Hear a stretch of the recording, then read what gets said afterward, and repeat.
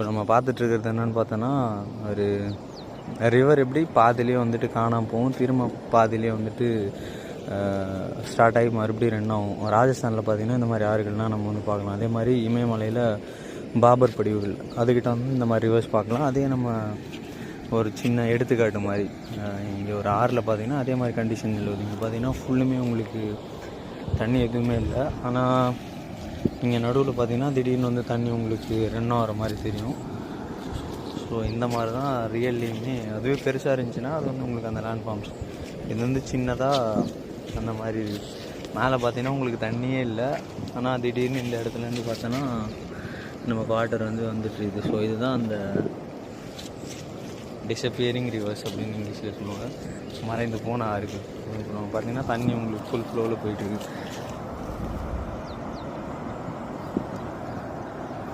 பார்த்திங்கன்னா ரன் ஆகுது.